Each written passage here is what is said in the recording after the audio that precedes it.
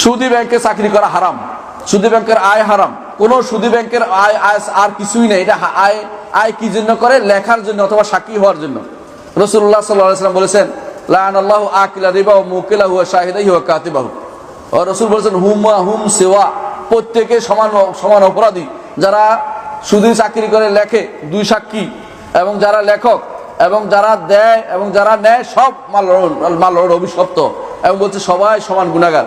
এই জন্য ব্যাংক প্রতিষ্ঠা করা যারা করছে এরা মালন অভিশপ্ত, ব্যাংকে চাকরি করে অভিশপ্ত, ব্যাংকের জন্য যারা ওকালতি করে তারা অভিশপ্ত, ব্যাংকের পক্ষে যারা ফতোয়া জারি করতেছে। এখন কিছু কিছু মানুষ দেখলাম যে বলছে বিপদে পড়লে ব্যাংকে চাকরি করা যায়। কিসের বিপদ? সাহাবায়ে কেরাম কি বিপদ দেখতো না? তারা সুদ খাইছে নাকি?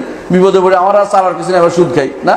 কত ওরা বাড়ি করার দরকার হয়েছে, এই জন্য সুদ নিচ্ছে, টাকা নিচ্ছে সুদী ব্যাংক থেকে। এবার বিপদে পড়ছে। এটা কোন ধরনের বিপদ? এটা কোন ধরনের বিপদ? একজন মানুষ যদি কিছু না পায়, অটো চালাবে, অটো চালায় হালাল পথে চলতে পারবে। কিছু না চালায়, একদিন গতর খাটতে অনেক টাকা হয়, 400-500 টাকা হয় কমপক্ষে, অনেক টাকা, 300 টাকা দিয়ে একটা জন কাটে। খারাপ না, কিন্তু এটা হালাল টাকা। অনেক সাহাবী ছিলেন হালাল টাকার জন্য, তারা অনেক কষ্ট করে দূরান্ত যাইতেন। আর আমরা হারামের জন্য ব্যস্ত হয়ে পড়ছি, মনে করছি এটা তো অনেক টাকা, লক্ষ টাকা কি আমাকে বাড়ি দিয়ে আসবেন নাকি? একজন আমার বলতেছে, আপনি কি আমাকে 1 লাখ টাকা দিয়ে আসবেন নাকি প্রতি মাসে? মানা করেন যে, নাউযুবিল্লাহ।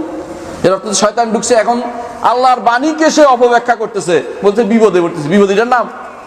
টাকা বেশি পাওয়ার জন্য যারা সুদী ব্যাংকে চাকরি করে হারাম খাচ্ছে, পুরোটাই হারাম।